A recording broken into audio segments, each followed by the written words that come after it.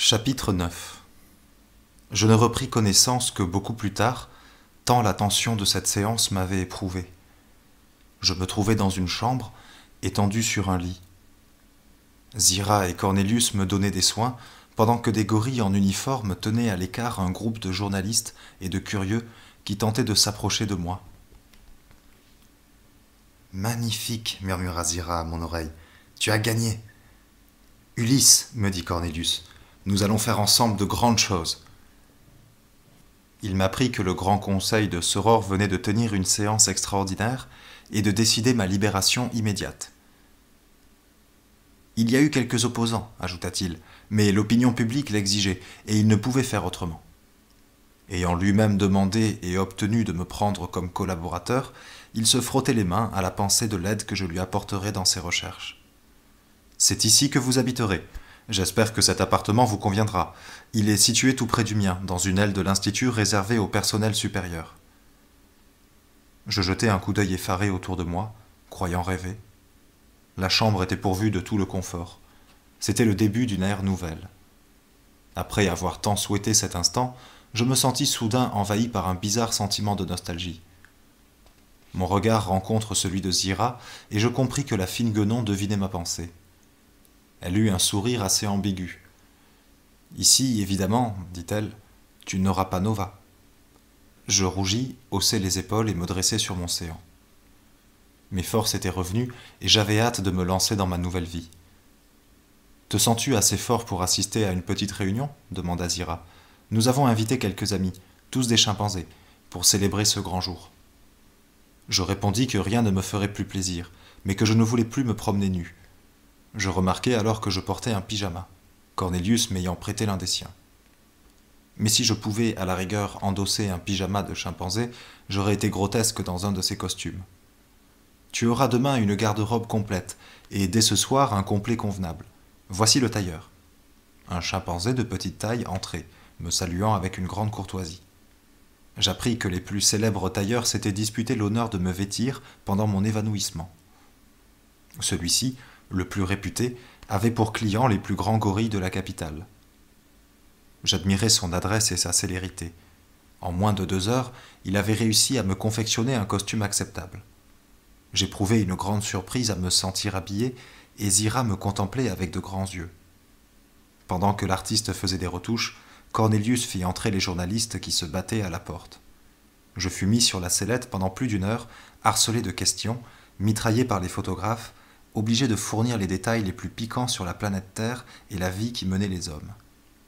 Je me prêtais de bonne grâce à cette cérémonie, journaliste moi-même, je comprenais l'aubaine que je représentais pour ses confrères, et je savais que la presse était pour moi un puissant appui. Il était tard quand ils se retirèrent. Nous allions sortir pour rejoindre les amis de Cornelius quand nous fûmes retenus par l'arrivée de Zanam. Il devait être au courant des derniers événements, car il me salua très bas. Il cherchait Zira pour lui dire que tout n'allait pas pour le mieux dans son service. Furieuse de mon absence prolongée, Nova menait un grand tapage. Sa nervosité avait gagné tous les autres captifs, et aucun coup de pique ne pouvait les calmer. « J'y vais, dit Zira. Attendez-moi ici. » Je lui lançai un coup d'œil suppliant. Elle hésita, puis haussa les épaules. « Accompagne-moi si tu veux, dit-elle. Après tout, tu es libre, et tu sauras peut-être mieux la calmer que moi. » Je pénétrai à son côté dans la salle des cages. Les prisonniers se calmèrent dès qu'ils m'aperçurent, et un silence curieux succéda au tumulte. Ils me reconnaissaient certainement malgré mes habits, et semblaient comprendre qu'ils étaient en présence d'un événement miraculeux. Je me dirigeai en tremblant vers la cage de Nova, la mienne. Je m'approchai d'elle, je lui souris, je lui parlai. J'eus un moment l'impression nouvelle qu'elle suivait ma pensée et qu'elle allait me répondre.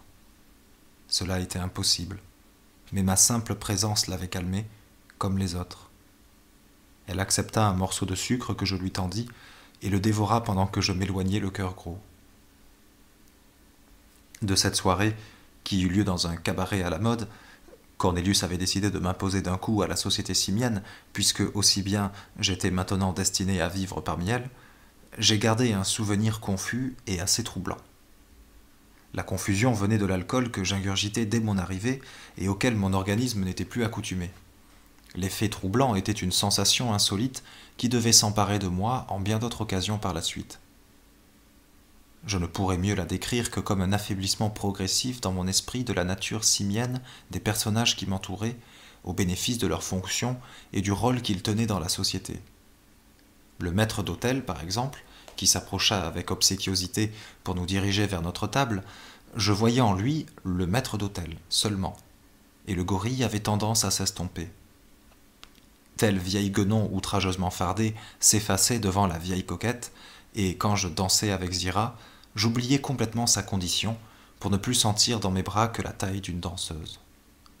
L'orchestre chimpanzé n'était plus qu'un orchestre banal, et les élégants singes du monde qui faisaient des traits d'esprit autour de moi devenaient de simples gens du monde. Je n'insisterai pas sur la sensation que ma présence suscita parmi ceux-ci. J'étais le point de mire de tous les regards. Je dus donner des autographes à de nombreux amateurs, et les 2 gorilles que Cornelius avait eu la prudence d'amener eurent fort à faire pour me défendre contre un tourbillon de guenons de tout âge qui se disputaient l'honneur de trinquer ou de danser avec moi. La nuit était fort avancée. J'étais à demi ivre quand la pensée du professeur Antel me traversa l'esprit. Je me sentis submergé par un noir remords. Je n'étais pas loin de verser des pleurs sur ma propre infamie, en songeant que j'étais là, à m'amuser et à boire avec des singes, quand mon compagnon se morfondait sur la paille dans une cage. Zira me demanda ce qui m'attristait. Je le lui dis. Cornelius m'apprit alors qu'il s'était enquis du professeur et que celui-ci était en bonne santé. Rien ne s'opposerait maintenant à sa mise en liberté. Je proclamai avec force que je ne pouvais attendre une minute de plus avant de lui apporter cette nouvelle. Après tout, admit Cornelius, après avoir réfléchi, on ne peut rien vous refuser un jour pareil. Allons-y, je connais le directeur du zoo. Nous quittâmes tous 3 le cabaret et nous nous rendîmes au jardin. Le directeur, réveillé, s'empressa. Il connaissait mon histoire. Cornelius lui apprit la véritable identité d'un des hommes qu'il détenait dans une cage. Il n'en pouvait croire ses oreilles, mais ne voulait rien me refuser lui non plus. Il faudrait évidemment attendre le jour et remplir quelques formalités pour qu'il pût libérer le professeur, mais rien ne s'opposait à notre entretien immédiat. Il s'offrit à nous accompagner. Le jour se levait quand nous arrivâmes devant la cage où l'infortuné savant vivait comme une bête au milieu d'une 50aine d'hommes et de femmes. Ceux-ci dormaient encore, assemblés par couple ou par groupe de 4 ou 5. Ils ouvrirent les yeux dès que le directeur donna de la lumière. Je ne fus pas long à découvrir mon compagnon. Il était allongé sur le sol comme les autres, recroquevillé contre le corps d'une fille, assez jeune me sembla-t-il. Je frémis en le voyant ainsi, et m'attendris par la même occasion sur l'abjection à laquelle j'avais été, moi aussi, réduit pendant 4 mois. J'étais si bouleversé que je ne pouvais parler. Les hommes, à présent éveillés, ne manifestaient guère de surprise. Ils étaient apprivoisés et bien dressés. Ils commencèrent à exécuter leur tour habituel dans l'espoir de quelque récompense. Le directeur leur jeta des débris de gâteau. Il y eut aussitôt des bousculades et des bagarres comme dans la journée, tandis que les plus sages prenaient leur position favorite, accroupis près de la grille, tendant une main implorante. Le professeur Antel imita ceci. Il s'approcha aussi près que possible du directeur et mendia une friandise. Ce comportement indigne me causa un malaise profond qui se transforma bientôt en une angoisse insupportable. Il était à 3 pas de moi, il me regardait et ne semblait pas me reconnaître. En vérité, son œil vif, si vivifiant autrefois, avait perdu toute flamme et suggérait le même néant spirituel que celui des autres captifs. Je n'y découvrais avec terreur qu'un peu d'émoi, le même, exactement le même que suscitait la présence d'un homme habillé parmi les captifs. Je fis un violent effort et réussis enfin à parler pour dissiper ce cauchemar. « Professeur, dis-je, maître, c'est moi, Ulysse Mérou, nous sommes sauvés, je suis venu vous l'annoncer. » Je m'arrêtai, interdit. Au son de ma voix, il avait eu le même réflexe que les hommes de la planète Sauror. Il avait brusquement tendu le cou et esquissé un pas de retraite. « Professeur Antel, insistai-je, éploré, c'est moi, Ulysse Mérou, votre compagnon de voyage.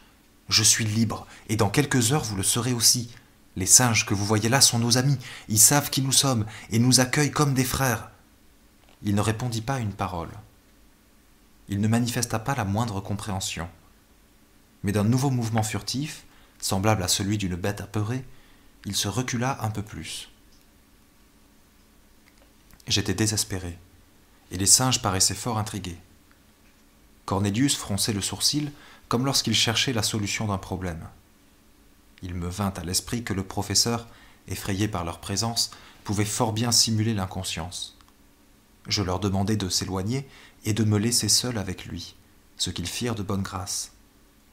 Quand ils eurent disparu, je tournai autour de la cage pour m'approcher du point où le savant s'était réfugié, et je lui parlai de nouveau. « Maître, implorai-je, je comprends votre prudence. Je sais à quoi s'exposent les hommes de la terre sur cette planète, mais nous sommes seuls, je vous le jure, et vos épreuves sont terminées. C'est moi qui vous le dis, moi, votre compagnon, votre disciple, votre ami, moi, Ulysse Mérou. » Il fit encore un saut en arrière, me lançant des regards furtifs. Alors, comme je restais là, tremblant, ne sachant plus par quel mot le toucher, sa bouche s'entr'ouvrit. Avais-je enfin réussi à le convaincre? Je le regardais haletant d'espoir, mais je restais muet d'horreur devant le genre de manifestation qui traduisit son émoi. J'ai dit que sa bouche s'était entr'ouverte, mais ce n'était pas là le geste volontaire d'une créature qui s'apprête à parler. Il en sortit un son de gorge semblable à ceux qu'émettaient les étranges hommes de cette planète pour exprimer la satisfaction ou la peur. Là, devant moi, sans remuer les lèvres, tandis que l'épouvante me glaçait le cœur, le professeur Antel poussa un long ululement.